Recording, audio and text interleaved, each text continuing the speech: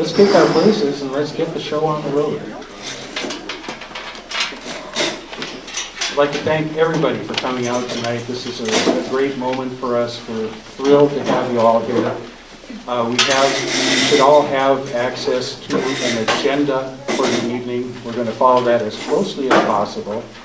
The purpose of the meeting is to present information from you and then receive information from you.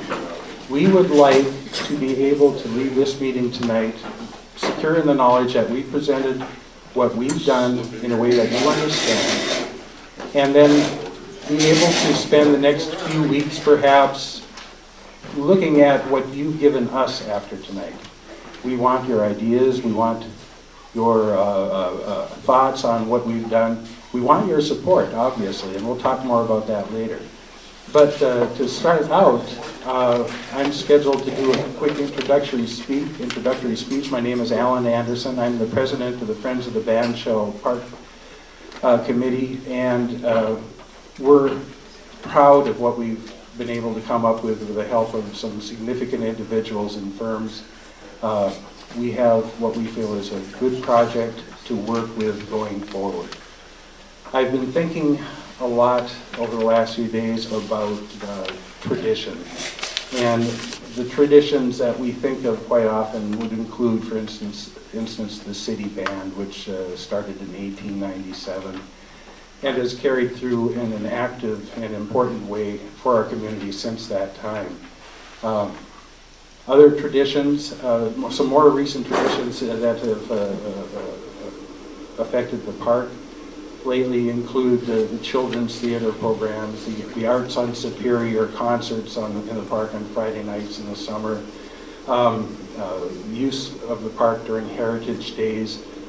A wide variety of users are becoming to feel that park is home to them.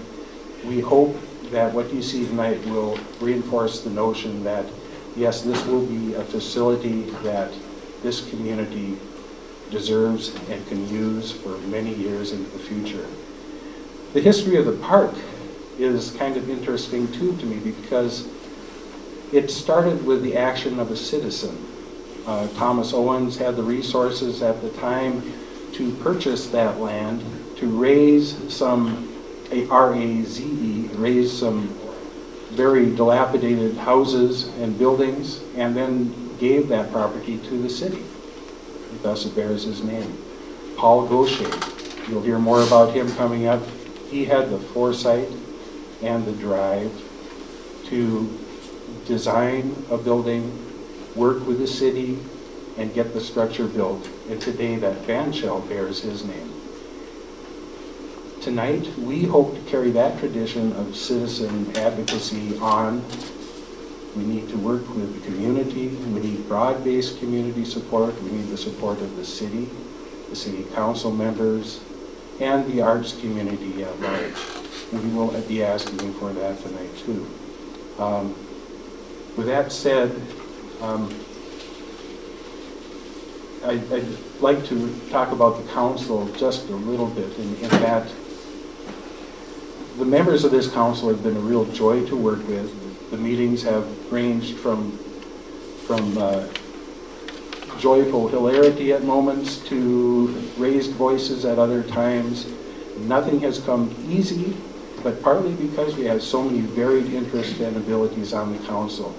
We have administration of nonprofit groups represented. We have musicians, we have legal background, we have visual arts, we have performing arts, we have spoken arts backgrounds, architectural backgrounds, all serving on this community. Everybody on the committee has been able to contribute in significant ways during this process. I would like at this point to thank and introduce Oke Hukaga, who is the leader of the Northeast Minnesota Sustainable Development Partnership, who has helped steer us through this process and helped us secure a grant from that organization for what you're going to see tonight.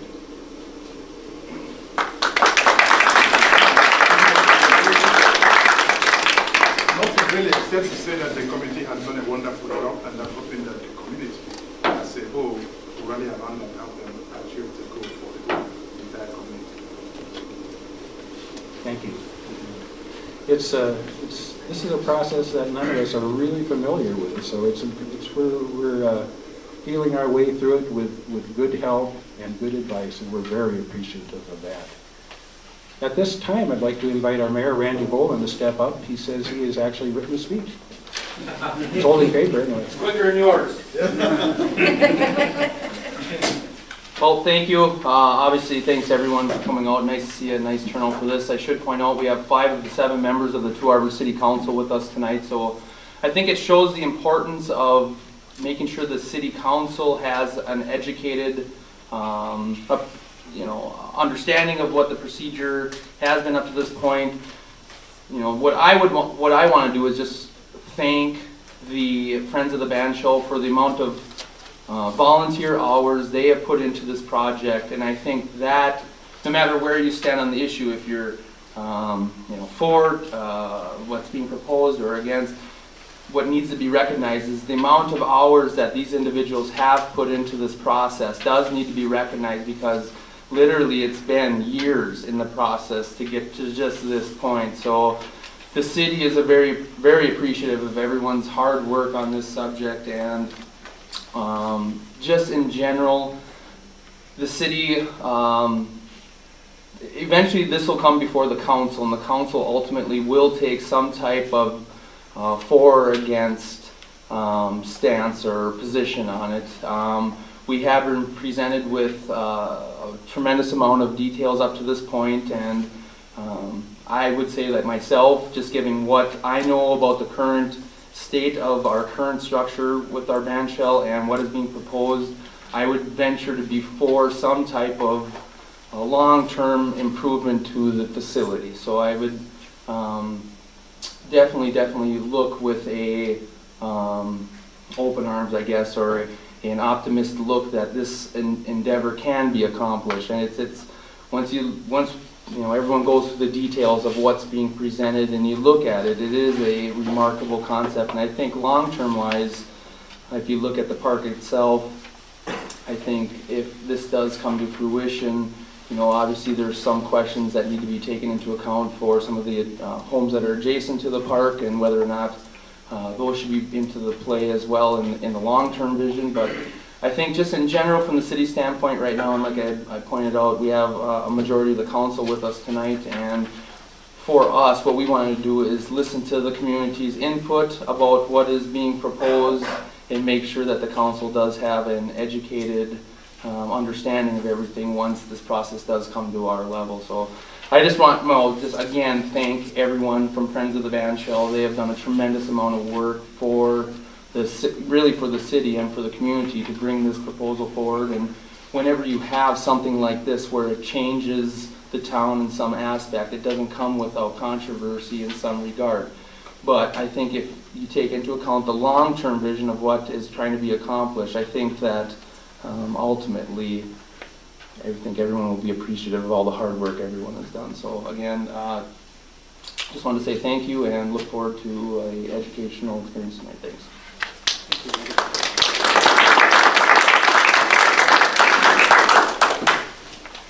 Larry Sauer has some history of the Two Harbors City Band.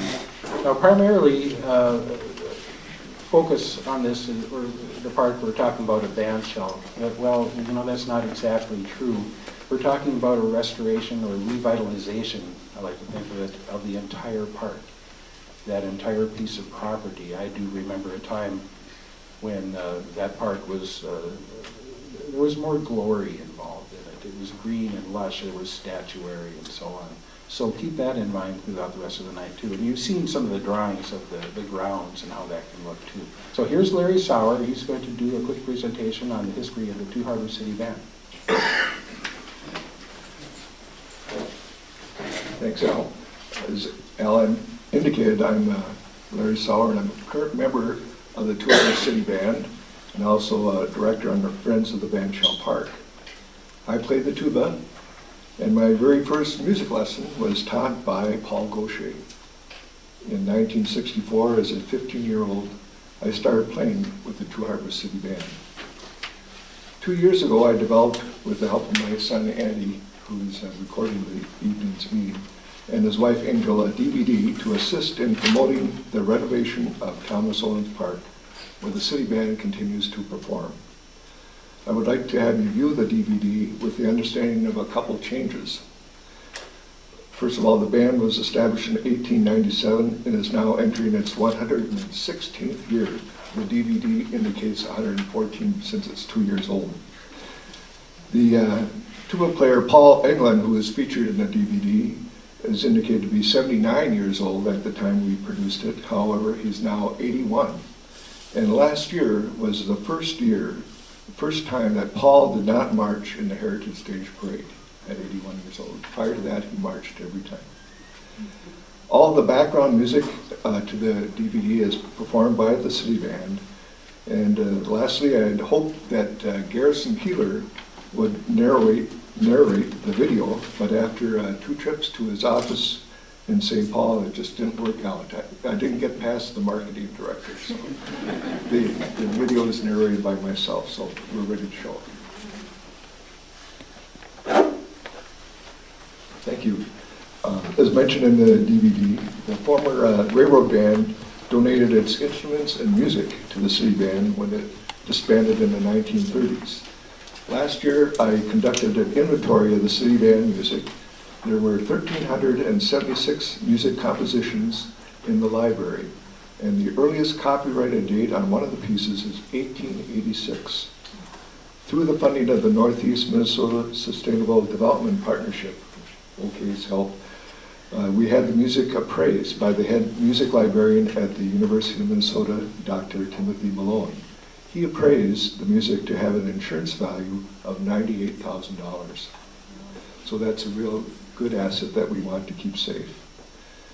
And finally, if anyone would like a copy of the DVD that we just viewed, you can talk to me after the meeting and I'll try and get one to you. The video can also be viewed at the Friends of the Banshall Park website, and I can also provide a written narrative of what was said in the video. So thanks a lot for your attention.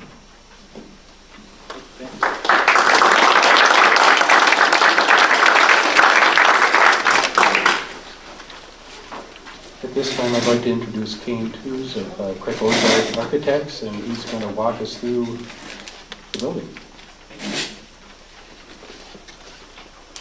Now, when you see architects, you always, I think, the perception is that this is our vision, and we're egomaniacs, and we're gonna this is how it is. But my ego was put in check a number of times when I presented earlier schemes of this building, and the committee was very direct, and which was very it was wonderful. I think what we came up here was it's been a great vision of a lot of people kind of coming together and help. And actually, I was kind of a vessel to kind of help them come to their vision, and hopefully the future vision for Two Harbors. I've got a laser pointer too. That's another architect's thing. So I'll try to, if I get it to work, there we go. I'll try to point to what I'm talking about. And first of all, I want to talk about the site, which is over here.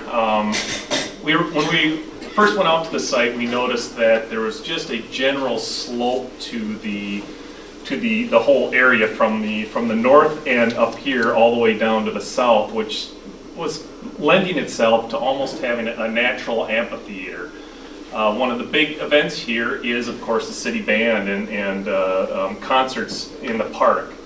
So by laying this site plan out the way we did, locating the building at the south end of the park, it really takes into account the way the landscape of the land. Also, one of the intents that the directors had was to make this a year-round park, and one of the ideas is having a skating rink in the wintertime, which would then again down in this bowl here would be kind of a natural setting for a skating rink. Plus, its adjacency to the building.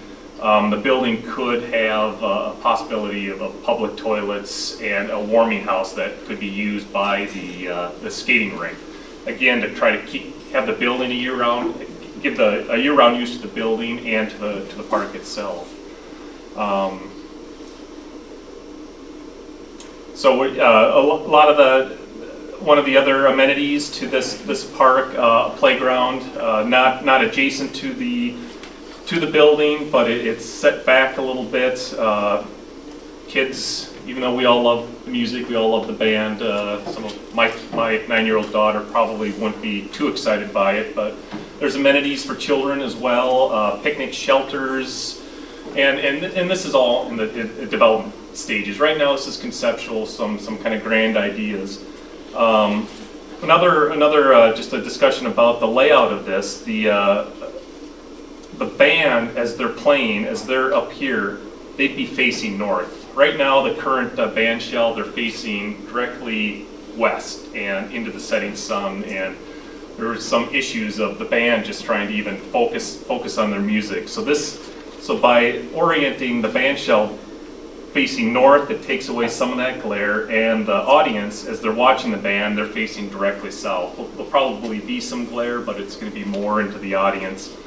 But I still think it'll be a very comfortable viewing experience for everybody. You know, one of the ideas is making it year-round, and it's I think what Al was talking about earlier was a park in the past was wonderful and was well used, and some of the ideas are having art fairs, and I don't know, do you have movies in the park here now? Yeah. You know, keeping those traditions and just getting it used. Really creating a civic center to Two Harbors. I mean, you've got down here, you do have your civic center, so there is a natural attachment to the civic center of Two Harbors. The design itself of the building took its cues from the civic center. We didn't want to copy it. I still like a modern sensibility, but we did borrow some ideas. The colonnades that do exist in the your existing civic center.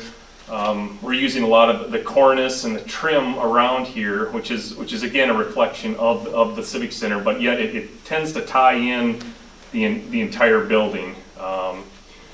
I still think it does have somewhat of a modern sensibility, but yet it really ties into the civic sense, and even looking at the color of brick, and it extends that one block of your civic center down a whole nother block, and it's really, this park is supposed to be a civic center, and I think it's a really good connection with what you have and what the future could hold. And then the windows, just you know, again conceptually, you know, try to keep in the character of the building.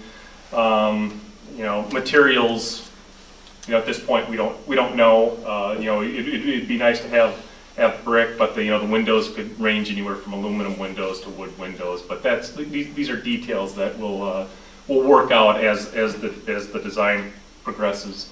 One of the nice amenities that are to this building is that the grade, you access the back of the building at grade, and the main entrance will be to the west side of the building, but everything, it's all one floor. There's no level changes.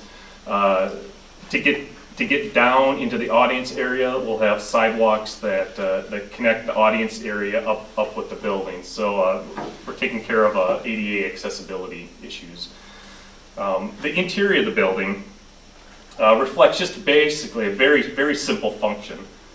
Here on the west side, we're proposing to have the main entrance, the main vestibule, and off of that main vestibule we'll have public toilets as well as a warming house or a waiting room, depending on the season. This could have multiple use space. But what's nice about this is that this whole area could be open for events, for skating, for band events. The rest of the building can be locked down.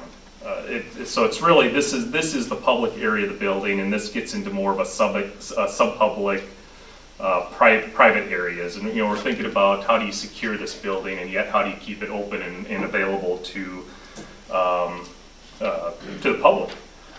The main space here is the rehearsal space. I think that Larry was talking about earlier. Just there's that lack of rehearsal space. But again, how can this be used? What are some of the other functions that this could be used? And that's kind of wide open. Some ideas are having receptions, meetings, smaller art shows, smaller music events could all happen in here. And then a lot of this other space would just be support space of we've got some storage rooms, we've got some uniform storage. An office. Larry was talking about the music, and where do you keep the music, and there could be space in this office that music could be kept and well preserved. And then just in talking about the finishes of it, it's a simple function, a simple finish, and it's really depends on how this major space in here is going to be used. If it is more of a reception area, if you think there could be uses for that, maybe this is a nicer space of still maybe having a nice polished concrete floor, but the sky's the limit. I know that there's fundraising issues. And that's going to be the hard thing, and there's always going to be a give and take. But I think this is just a great start, a great image, and just something that would add a lot to Two Harbors. One of the other discussions that we've been talking a lot about is the existing band shell, and why are we doing this? And basically, the band outgrew the existing band shell. I haven't seen them, but I've heard the stories of the band just kind of oozing out. And the band shell is made for a certain size band. And that's where you get the fullest sound. The existing band shell is tuned to a certain size. Well, you're well beyond that. There's handicap accessibility issues. There is a basement, but there's no handicap access to that basement. There need to be significant upgrades to it. The symphony, when they would come up, they'd have to reduce the size of their band. The new building, we were sizing it to about 65 people. I think that was kind of the intent of the city band would be quite a nice size. And then the existing band shell didn't have any public toilets. And no storage, and basically no use beyond the band season. So this new building is just extending the life of the year of the park, and I think it's just be a great addition to Two Harbors. So, thank you.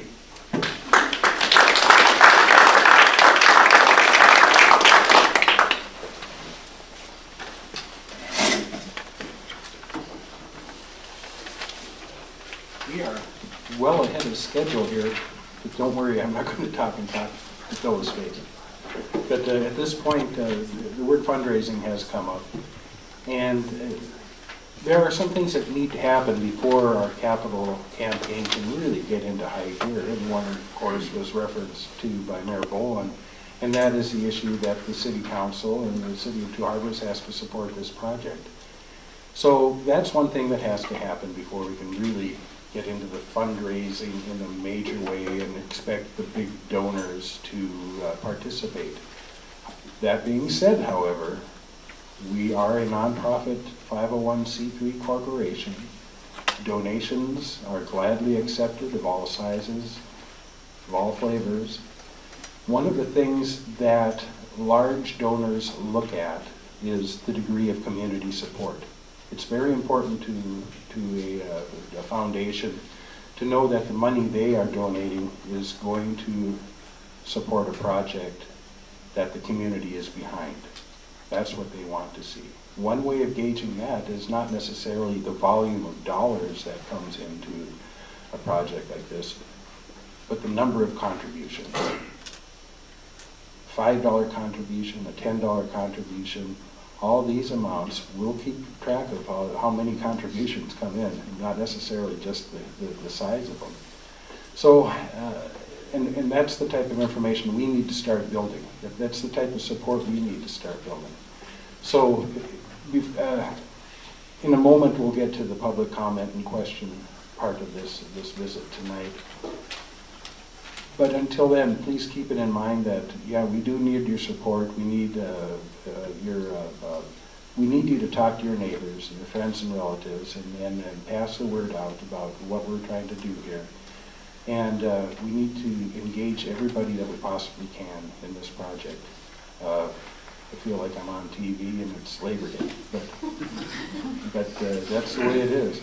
We hope to fund this entirely without tax dollars. Right? That's our goal. We hope to fund this through a combination of public and private grants, donations.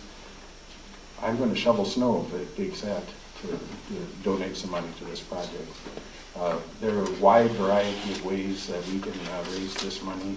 We are compiling a great database of potential donors, and we've been in contact with a number of those donors. We know what they need and what they want in order to pull the trigger on getting some of their largesse devoted to this project.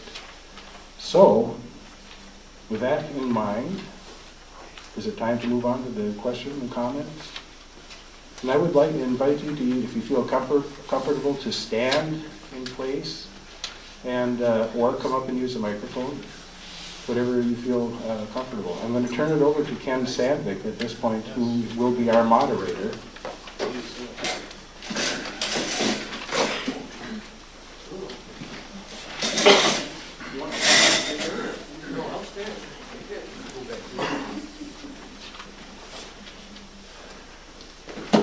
Good evening. Thanks, Al. Thanks, Larry. Thanks, Sophie. Kane. I'm Ken Sandvik. I'm one of the members of the board of directors. I was the chairman and the vice chairman of the legal committee when we put together our articles of incorporation and went through a number of other projects. As the others have said, I think I would echo. The committee, the board has put lots and lots of time and energy into this project to this point. And we touched briefly on the leaving it where it was and rebuilding it, or tearing it down, or removing it, putting it someplace else, and putting a new one on the south end. We spent a lot of time, a lot of discussion, which over a number of months. So none of this stuff was made lightly. I will certainly solicit on behalf of the board. We're here to hear what the community is thinking, what they're looking for from us. Not real eager to get into arguments, but I think it's important that we try to answer such questions as may be reasonably answered. If it looks like somebody's hogging the floor, I have my old bailiff sitting here tonight. I think what we would do is we'll have you stop and go to the end of the line and come back after everybody's had a turn. We don't want it to be done. I'm not saying that that's going to happen, but if I find that that's the circumstance, do not be personally offended. So, whoever wants to go first, if you are speaking for somebody besides yourself, a group or an organization, you can please let us know who that is. And if you would identify yourself, it's helpful. Mr. Kohler. Well, I guess I don't have to identify myself. Oh, you're well known in the community. Well known. Well, that could be good and bad, I guess. I am Tom Kohler. This has been my home for over 40 years since I got out of the service. I got a job accidentally here in the foundry once upon a time. That's preface. I will admit, a sentimental attachment to the old band shell. However, I also recognize the importance of keeping up with change and growth, and realizing that the ill effects of time on the old shell have had their way. It's not practical, perhaps, not economical to rebuild or move that shell.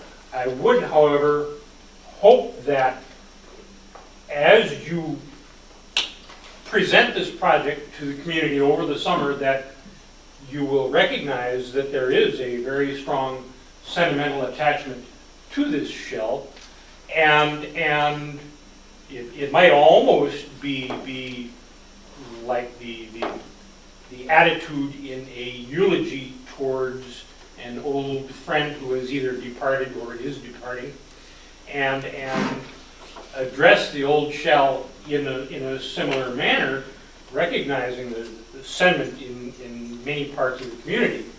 I would hope that you find some way of incorporating some aspects, some portions, some artifacts from the old shell in the new shell, so when a person sees the structure, they will know that its preceding structure was the Gauche shell. They will look at it and they will see some aspect of the shell there and recognize it, rather than looking at it and mistaking it for a branch of the courthouse. Not casting any bad looks at the courthouse. It's a grand structure, but you know, it's the band shell, and there is a certain amount of sentiment that would be, I think, a valuable thing to keep in mind. As long as you're going into this, I hope that there's some lighting in the proscenium there for lighting up the stage for nighttime use, a good sound system, dealing with feedback issues that have been kind of problematic. You have to put in footings to support this thing in this plastic soil of ours. If you're excavating for the footings, it would make sense to have some kind of cellar under there. I realize you have to put in a lift of some sort for ADA purposes, but I am hoping that you will incorporate a cellar of some sort into the structure that would make space for engineering and heating and other storage, and free up more valuable surface area at the ground level. I was told that somewhere in the existing Gauche structure that there is a commemorative plaque of some sort dating back to the days when it was built. I don't know if it would be a WPA plaque or a PWA plaque or what, but I'd been told that there is a commemorative plaque of some sort in there. I am hopeful, I'm hoping that you can find it and find some way of incorporating that in the structure as well. I think if you address the sentiment in the community, it would be an easier sell. Thanks. All points well taken. Incorporating the old, I think that's excellent. I'm on the board for the Historical Society, and I think that's, we got to look back as we look ahead, so I appreciate those comments. Can I just address one thing? Relative Can't point to your the finger at him, QE? that looks like you're getting confrontation. That's okay. You're pointing at me all the time. My name's Sean Gregory, and I was the chair of the architectural committee that worked with Kane on the design here. With regards to your concern of AVU, that's definitely something that we've incorporated into it, and we wanted to, in fact, make sure that this building was as cutting edge as what we can make it for what the future use of the band shell may be, to the extent that we talked about, traditional musicians use stands for their music, which is a printed piece that they're flipping through. Well, you all know that Kindles are what, $69 or something like that. They're coming down in price all the time, and that technology is changing. And we would see the potential that instead of a traditional stand, there would be some sort of stand that you would have an electronic device that you just flip through for your music on. So we're very aware of those sorts of needs, and we want to make this thing as contemporary as possible so that going forward it's as versatile as possible. As long as you don't forget to look back. Absolutely. We did talk about the need for preserving as much of the heritage as possible. And as Ken pointed out, that the decision to rebuild this thing was a long and agonizing decision by this committee. We didn't jump to that. We looked at a number of different options, the existing in where it was at. Is there a way to add on? Is there a way to use the existing building? Can we pick that existing building up and turn it and move it and put it back down? And the numbers were just such that, you spend a lot of money moving that thing, and then you have a structure that's basically too small. Sure. too small for the existing band. I'm not arguing that. I'm just asking that you look for elements in the old structure and find some way of incorporating some of them in the new structure. It's a little bit like tasting a new beer, and you know who made it. You can taste something in there that reminds you of its background. When you look at the new shell, there should be some aspect of it that calls to mind its parent. All right, who wants to speak next? George? I couldn't call out people by name. Not that I appeared in front of them or anything like that, but I'm George Scheit, City Council, Ward 4, Seagog area, and then to the east of the railroad tracks a little bit. It's been a pleasure working with Mr. Anderson when he comes to the council, keeping us updated on what's going on.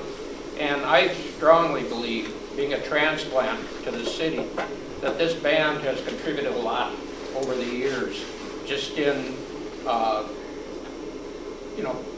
the nights of the concerts, Memorial Day, all the different concerts they have, 4th of July, different ones that are special. So I do support it, and I just have one question. Is there a dollar sign or even a guess? He said I had to give the number and somebody asked for the number. The number we're talking about at this point is right around $3 million. We talked about some smaller numbers, we talked about some bigger numbers. It's nowhere near a firm number. It is a big number. Two things that we talked about with a number of that size. Anybody who's ever been to Big Fork knows that it's not a very big town. They built a $2+ million art center in Big Fork. They raised over $2 million. Up in Finland, I think it's about $1.5 million, and that's a little tiny community too. So we look to those as examples of, well, $3 million doesn't sound so big.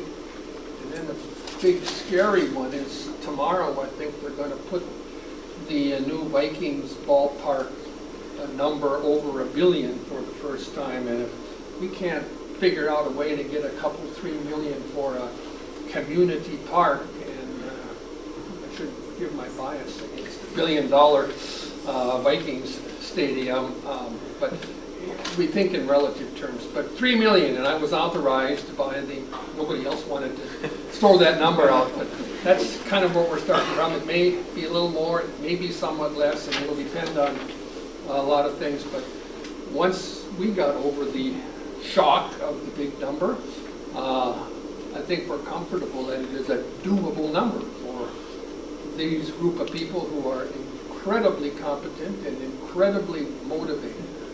It's more than you wanted to hear. I wasn't going to talk. No, I thank you for your answer, and I do look forward to working with the committee in the future, City Council, because I know we'll be talking back and forth. Thank you. Thanks, Counselor. Anybody else want to speak? Yes? Okay. I'm just wondering, is this going to have a flat roof? No. I guess it could. We haven't gotten the roof. It isn't necessarily going to have a flat roof. It is a sloped roof, and I think kind of construction materials that are available for these kind of structures today are different, and we got a rough size. The layout of the park was our first step, and then we got a building and some rough dimensions.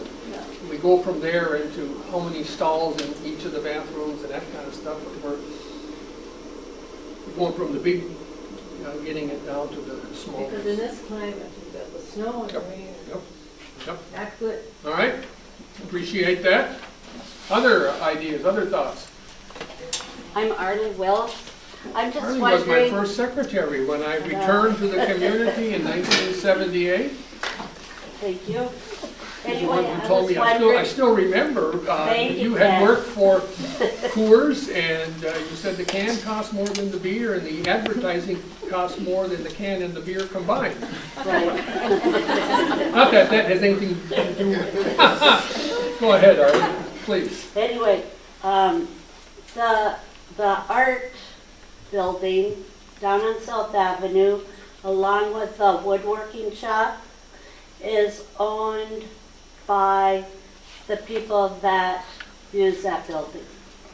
Will this building be owned by the Friends of the Band, or will it be a city building and maintained by the city? Our intention at this point is that because it's on a public, in a public park, on a public park, is it will ultimately be the city's. We talked just a little bit, and I don't want to scare anybody from the city, but we may look for some understandings and some as to how it's to be maintained and how much money is going to be put into it. But we view that as the committee, at least, or the successor to our committee's responsibility in parts. It will be a public building, not a private building. Okay. Okay? Thank you. And it would have enough space for art exhibits. And I should confirm that not only my secretary, she's a watercolorist. Right, so that we can have Watercolorist. art shows there Yeah, at times. Yep. It's our intention to be a multi-use Okay. venue, and with that practice/setup area in the back would be ideal for that. Okay, thank you. Yes, I think it's a wonderful, I'm March. Marge. It's a wonderful concept, and obviously we need it. Well, thank you. I'm concerned about the slope north of this house. We know how many times it's been flooded, Yep. the basement. I assume that it will be graded properly, Mhm. so, okay. I think that's a fair assumption. Everybody on our committee, and I think the people who design buildings in this climate are aware of that. Right, because it definitely, Yep, yep. we know what it's like, it's ice down there. So we're sensitive and how it's laid out, how the foundation and, yep. Okay. Other comments or thoughts? Yes? Linda Melcher from Archland Superior. And I guess I'm just gonna pick up on where Arlie started, because it is a public property.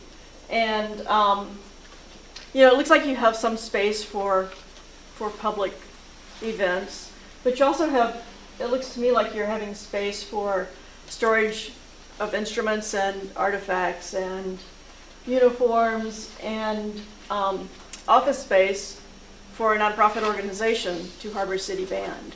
So are you going to also have space for other nonprofits to store things? So that's one thing. Another thing is I want to know what kind of sound system are you providing, and will it be available for all of us to use, or is it just for the city band? Because right now, we just all use whatever's there. So that's I guess that's it for now. We're not looking to designate particular rooms for particular groups beyond the band. The band is our anchor tenant, major tenant, just like the Rockettes are the anchor tenant at Radio City, but all kinds of other folks come through. There is space and will be space for example, now what is common is some of the dance studios, dance teachers will put on their recitals there, and we'll set aside space, or we can set aside space for that. We can certainly envision, because we want it to be multiple use, that other organizations can use that, but it will not be a permanent storage place for organizations other than the band. The band is a creature of the city. It is not a separate corporation. I believe it is. No, it isn't. We spent a lot of time on that. It is a creature of the city. It's I'm not going to argue with you. I'm going to tell you, that's what our research has shown. Whether it is or isn't, it is, they're the major tenant for us, and that's where we're looking to go with this. We're looking to get multiple use. We talk about community band festivals. We bring in 3 or 4 or 5 other community bands over a weekend. We would bring in some stage presentations, choral groups. We've had the symphony play here, and smaller groups of artists performing, playing. So it is our hope that this would be a multiple-use facility with a multiple-use sound system, complete with tech tower and all the wireless technology that exists for the sound systems, the LED or other low wattage lights. Pointing. Oh, Mr. President.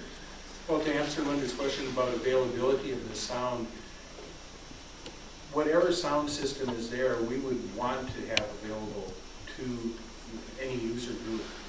We would not be able to guarantee that that sound system would be of the type that any particular group would need. And then if you brought in a well-known band, they're going to have their own sound system anyway. But for general use, we'll have a sound system that is hopefully a little more reliable and better than what's existing. You know, because like Tom says, we've had some feedback issues, and it's an old system too. That has not been engineered yet either. That's all. You know, the building kind of comes first, and then we may need to look at a sound system after the building's completed, and then have a little separate fund drive for that and see what kind of system we can afford. But like Ken mentioned too, there's a lot of technology changing every day, it seems. So the possibility of having the tech tower, it's there. You just don't know for sure yet. Okay, well, the reason I'm asking is because I've used other venues, and basically they say you may not use our sound system. You have to This bring. is a public facility. And, well, and these have been public facilities too, Subject to so. reasonable rules. People can't, well, subject to reasonable rules. It's not our facility, it's a city facility. But yeah, people who come will be able to use the sound system, use the lights, yes. Others? Other comments, other questions? Yes. Hi, I'm Robin Glazer. I'm a city councilor, but I married Jim in 1979 and I became a part of the city band. Jim has been president of the city band for a lot of years, and I'm going to give you a little bit of our history. The city band has stored its equipment in our basement. The high school, the city hall. Let's see, the hats are in the furnace room at City Hall. The uniforms are now, where are they? They're at the high school, where the music is now stored. Every spring, Chris Lind, bless her soul, was the uniform person, and she handed out all the uniforms, probably wherever they happened to be stored that year. And then she got them all back, and we all made sure that they got in their spot. In the spring, Jim rounds up a group of extremely hefty guys. My sons. Mostly our sons. Jim, they're all gone now. They go out with a ladder and put the speakers up on the front of the band shell. The city band purchased the speakers and the sound system that is currently being used for the band shell, for the concerts. So they put that up. They haul instruments from the high school. They haul stands and chairs. And every Thursday, we all join at the park at 7 o'clock to set it all up. And after the concert, we take it all down. And in the fall, we go through the same routine again, where we're putting instruments back to the high school before the high school starts, moving stands. The city band did purchase some stands, so now those are stored behind the shell as it is right now. I guess one of the things that pretty much broke our hearts a few years ago was when the band had gotten a grant and purchased some new equipment, and that equipment and a 100-year-old drum were in the basement of the current band shell, and it flooded. And brand new equipment and extremely old equipment was pretty much ruined. And I think that was probably one of the first times saw my husband close to tears. The city band has pretty much, worked extremely hard to get whatever instruments that they have. We bought some at the school auction. They've gotten some used equipment. But when that equipment was ruined in that flood, that was a devastating moment for the city band. And at that point, we realized that it was time for the city band to have their own home. It's been 116 years. It's time for them to have a place to put their uniforms, to put their music, to put their stands. And I think this concept is phenomenal because it lets everybody be a part of that building, and yet it gives the city band a home finally after 116 years. When I looked at all of this, and I've watched Jim go through the architectural process, and I saw the public spaces that were going to be available for everyone to use, and yet the city band was going to have the opportunity to have a home finally, I was pretty darn excited, and I will support this project 110%.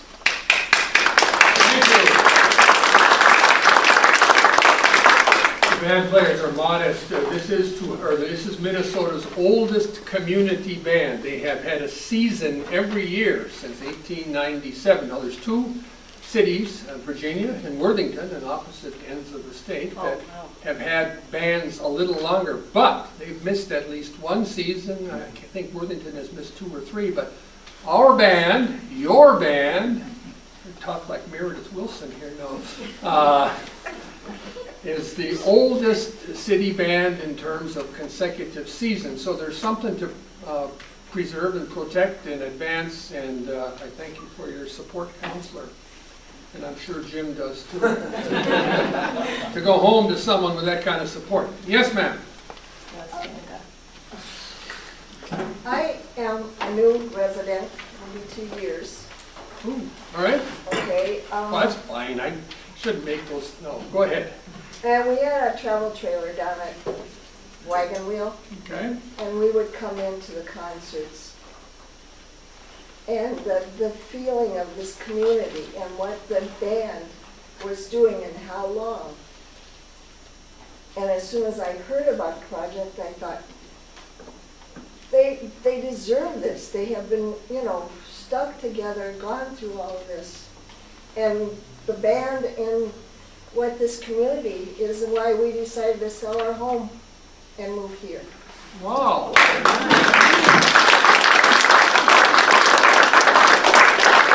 Thank you.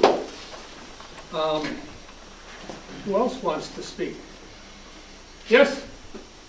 I'm Fran Caliver. I live up the Drummond Grade outside of town, but I get to about a third of the concerts during the summer, and I've been living in the area for about 30 years. And I had really mixed feelings about the proposition, and I still do somewhat, because it's such a small park. And when I thought of using that valuable park space for storage and rehearsal space, when there's a lot of space around for that kind of thing. But if it can be a real multi-purpose and open to the public, the practice space be a recital space, art exhibit space, and open for meetings like the library meeting space is, we do need more alternative space to that. And there's this, but the scale of this, I don't know actually how what is the dimension of that practice space? Do you? It's 44 feet by 48 feet. It's whatever that works out to. It's a big space. Oh, okay. This is about 40 feet wide. Okay. All right. I wish it could, there's that drainage water issue. I wish it could be 2 stories so that the storage space and that kind of thing could be downstairs and to make better use of the space.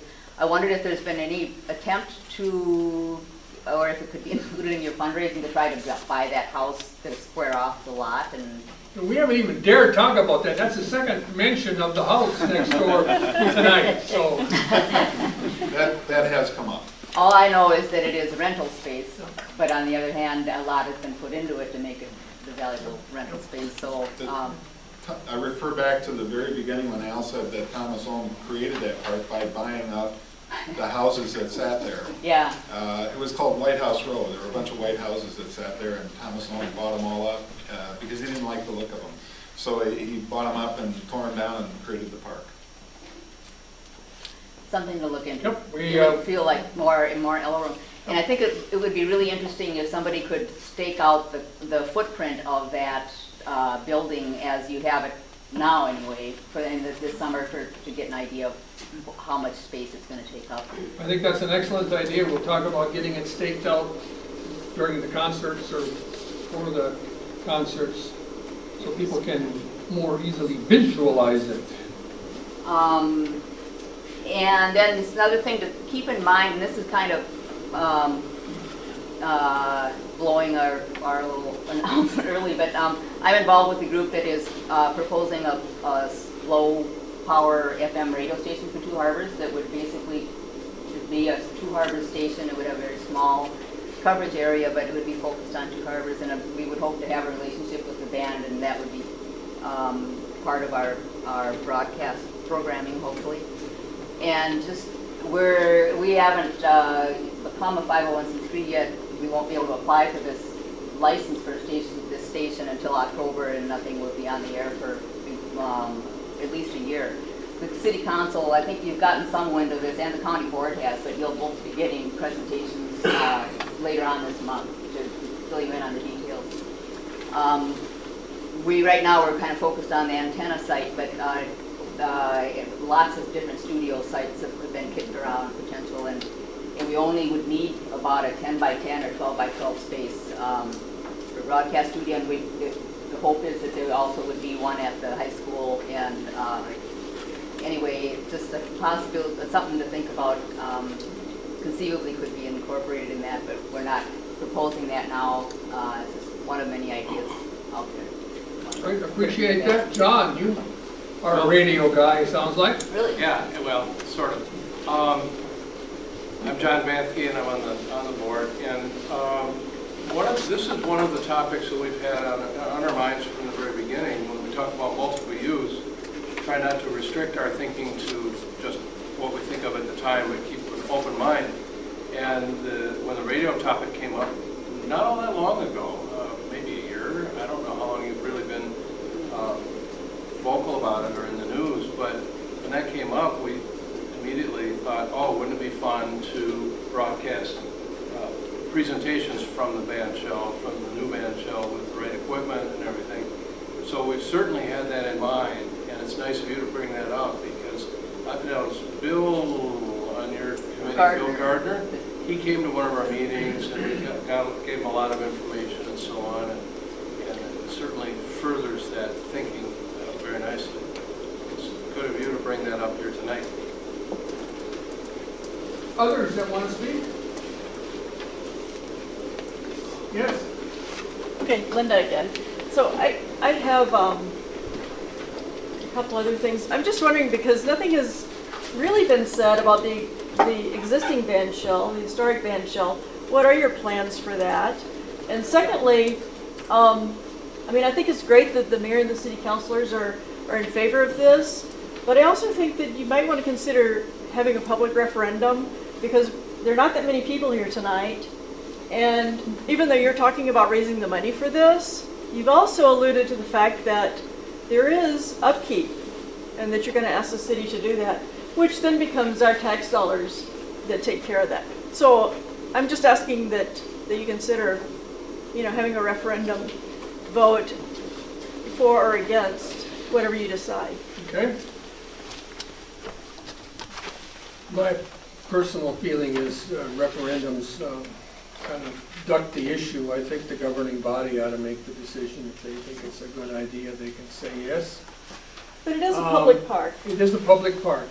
And the other thing is, what's going to happen to the old one? We have no plans or no intentions, and I suspect if anybody was interested in having it, removing it, and reconstructing it or relocating it someplace else, the city would look very favorably upon that if it's timed to coincide with the new one going up. But we have not discussed it in our committee, other than we are satisfied it is not renovatable or remodelable or add-on-toable in an economically viable way, even if we solve the the size and the dimensions.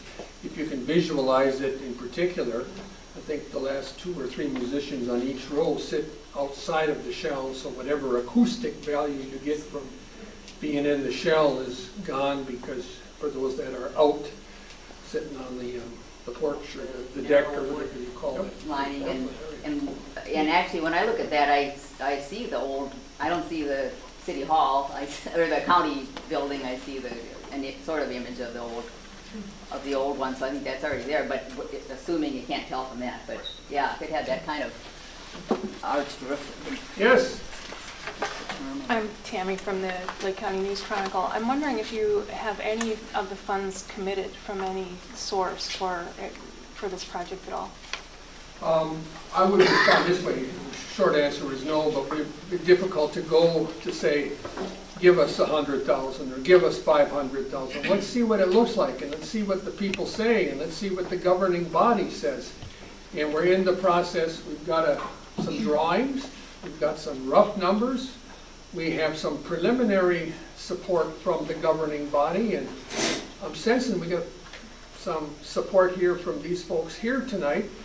And no, we don't have any money in hand or any commitments in hand, and we are generally, at least most of us, generally optimistic that it is doable. But we have to get A, B, C, D, what lawyers refer to as a transactional process. You start with A, and then you go to B, and then you go to C, then you go to D, and assuming A, B, C, and D all come together, then you go to E. And I don't know how to, maybe that's not a, oh, we got people who are volunteering, we got answers that I don't have. We got our grants lady and we got Oki. Diane. We do have some money that is, so to speak, in the wings, waiting on a couple of conditions, and if those conditions are met, then that money will flow. And once you get some money flowing, and as someone mentioned, especially when you get local money flowing along with the things that we have in the wings, that will all make more money. It's like once you have some money, then it's easier to make more money. So I was horrified by the number also myself, but now that I have a little bit better vision of why it's such a big number, and that a little more confidence that yes, we can raise this money, and yes, I can raise a lot of this money, then I foresee, grants working out very well, and also, a lot of different avenues. We have a capital campaign that is kind of in its beginning stage and includes a lot of things. My grant piece will be a large part of it, but there will also be a lot of events and other means of raising more money, which will be developed as we go along. And identify Diane as our grants committee person. Okay. She's she did for a living in Nebraska, right? It was a volunteer job, but I raised did a lot all of the money grant writing for Arts Council in nonprofits, so. Nebraska, yes. so Okay. what's the source of that money, and how much is there? How much is available in the wings? I'm not at liberty to even talk about that. Sorry. We do have a promise from one of the Two Harbors alumni classes for a $10,000 grant, and that was recently affirmed to me. I'm not going to tell you which class it was at this point. The promise was recently updated. They wanted to wait until we were in the building stage, or raising money for the capital campaign. Okay. So that's one of the sources, or the source? Oh no, that's one of many. Yeah. All right, thank you. But it's all preliminary at this time, because like Kevin says, if A happens, then B can happen. If B happens, then we can talk about C.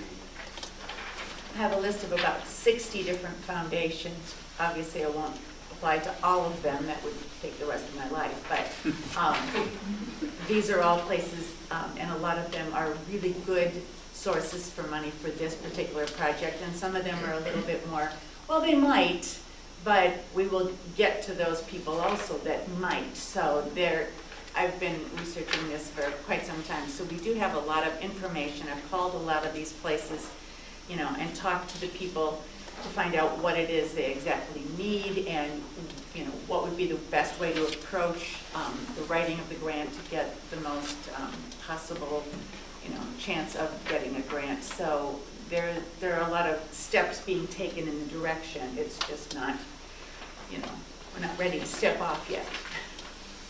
I just want to mention, you know, Ken did allude to Finland, the community of Finland. I worked with them from the beginning.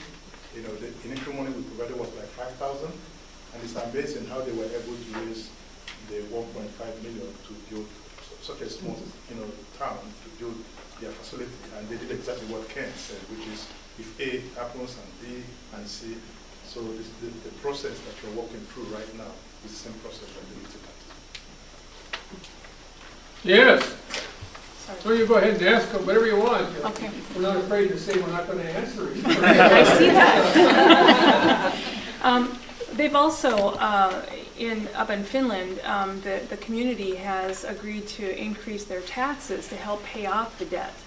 Is that something that you anticipate looking to the community of Two Harbors to do as well? If you have, you know, if you have debt that, if there's an amount that you can't raise, or how do you? The short answer is we do not anticipate that. Doesn't mean it's not going to happen. We do not anticipate that, and that's, I don't know, a little too contingent for me. I don't know, maybe the others want to speculate on it, but I don't think it's the kind of thing we should be speculating on today. But if we're short, we remain confident that we're going to be able to go forward.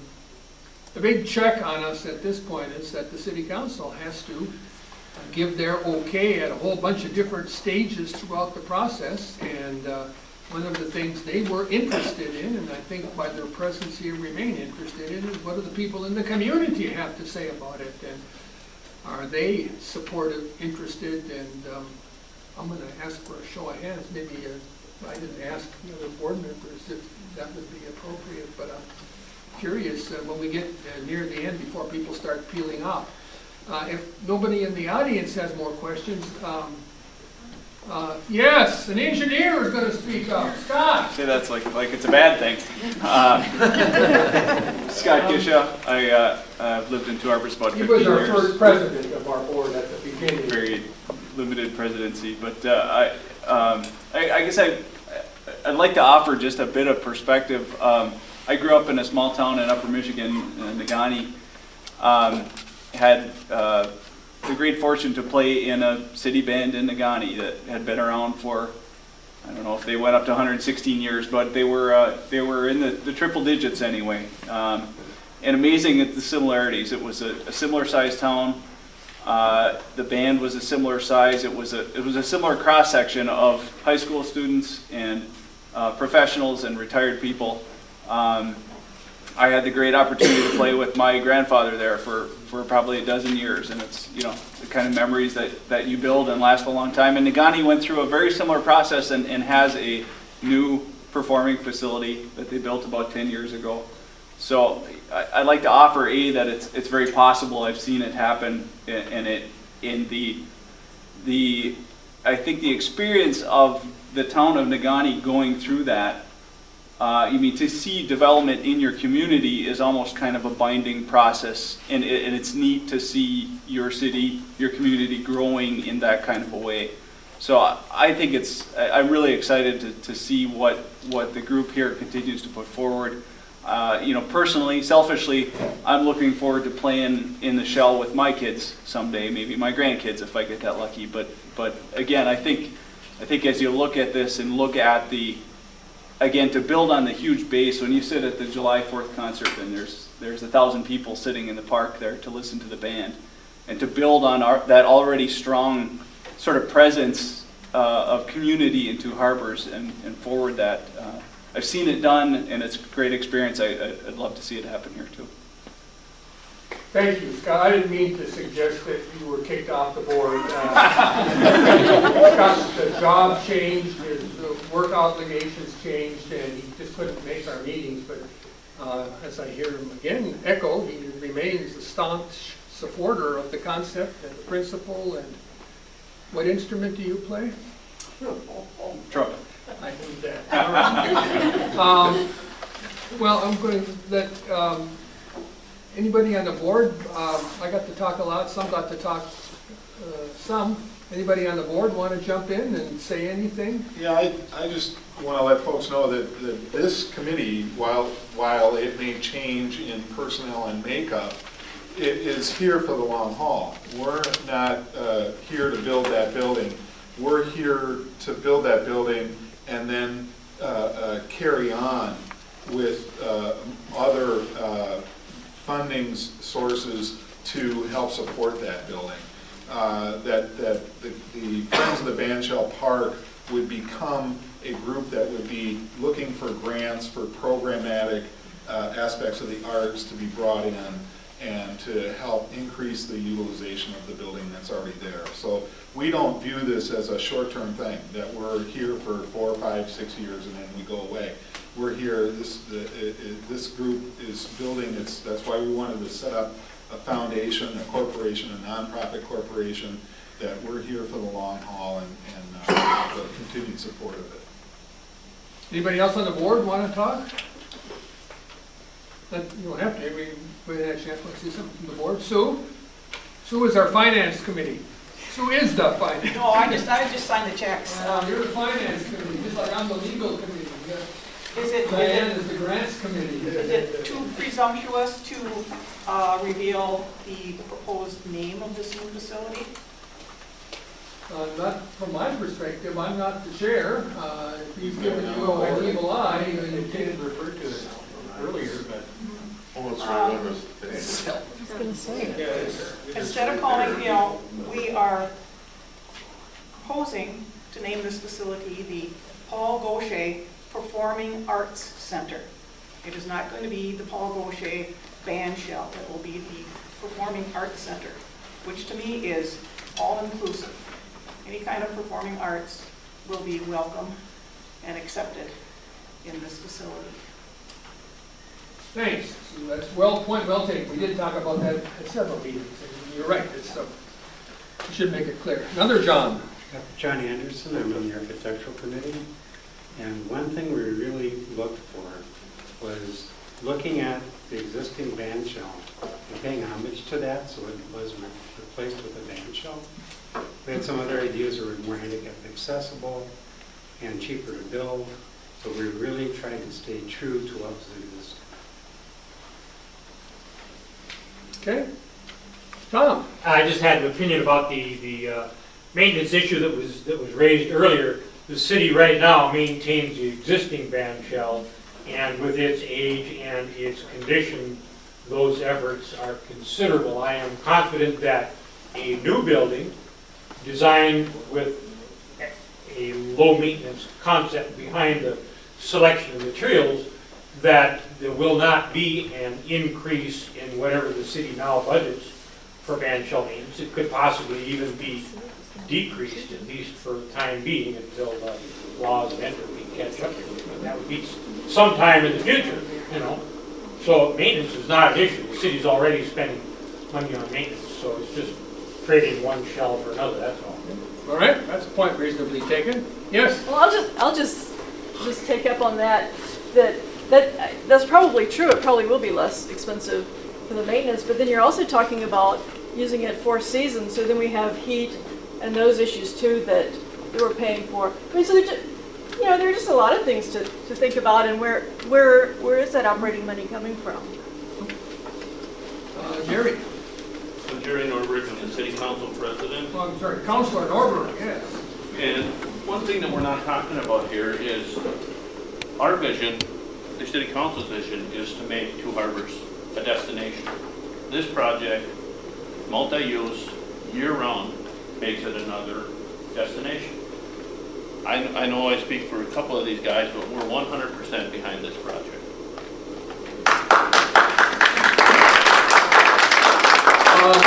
Mr. President, I got an answer for Linda on the heat. There is an electric heater in the basement of the the existing band shell that runs all winter, so the walls don't cave in. But it's probably a lot less expensive than heating a huge building. Probably not. Probably not. You got an Are you uninsulated doing solar? basement that you got a heater running in for 9 months out of the year. That's expensive. If you get a new heating system in one of these buildings, I don't mean it's a lot less than to what we're paying now. go too far with this, but we're not here to debate whether it's cheaper or less expensive. The committee, I think, fairly understands that there will be costs, operational costs, including heat, including other stuff, ultimately paint or whatever, but the committee is satisfied that we can address those as we go forward. Terry, did you have your hand? Well, I'm just gonna say it's like heating a cave. All they do is melting the snow on the outside. Fairly taken, but again, I don't know that the purpose of this assembly is to get into that kind of stuff. If it's okay with you, Al, can I ask for a show of hands? How many are generally supportive of what we're talking about here and what we're looking to do? Now doesn't get the answer. Well, I guess we'll go along with it. And how many are generally not supportive? Don't think it's a good idea. Okay? Appreciate your willingness to put your hands in the air, everybody. Thank you very much. We'll go back to you, Al, or? You brought up some good things to think about. They can put it come out the front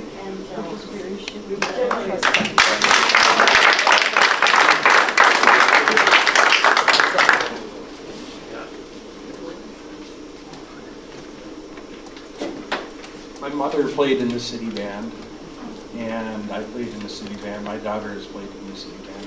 I'm excited about the city band, but I have to be honest with you.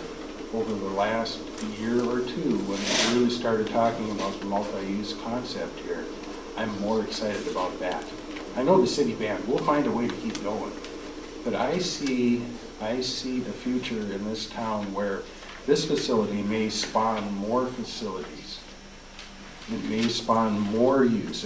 In a net way, it could pay for itself in that it could become a destination that will bring in traffic in the form of concert goers, performers, and put this town on the map in a way that would be a profit to everybody, not just financial, but in my case, emotional and good for my soul. You know, I see the potential. I see a year-round program for the city band at some time in the future, and I see a greater exposure for all types of music and performance. A year-round lecture series, stops on the political stump camping, you know, a place where people can feel free to come and skate for a while and then go in and listen to a cello sonata, you know, because it just happened to be scheduled for that Saturday afternoon. So there's a lot of good things that can come out of this. I'm 100% behind it, I have to admit. I'd like to thank you all for coming. We have promised, we're making this promise, that if you have questions that you want addressed personally back to you in any way, we will get back to you. Just give us the information we need to contact you. There is a contact form on our website. All you have to do is click on Contact Us. That message is electronically transmitted to a couple of our different email boxes, and we will get back to you. Anything else? Anybody? Is there a regular time for your meetings? Our meetings are going, let's see, we have one more meeting on the third Thursday of the month, which will be in May on the third Thursday. At which point, because the city band performs Thursday nights in the summer, we will be switching to, is it Wednesday nights? Through September. At 6:30 in the Law Enforcement Center. Yes. Which Wednesday? Third Wednesday, Third Wednesday, 6:30, Law Enforcement Center. Yep, and we've been trying to get all that information in the Chronicle too, and thank you, Tammy, for putting that in the Chronicle in the community calendar section. So. I think I speak on behalf of everyone here in the audience. Thank you guys for all the work you guys have done.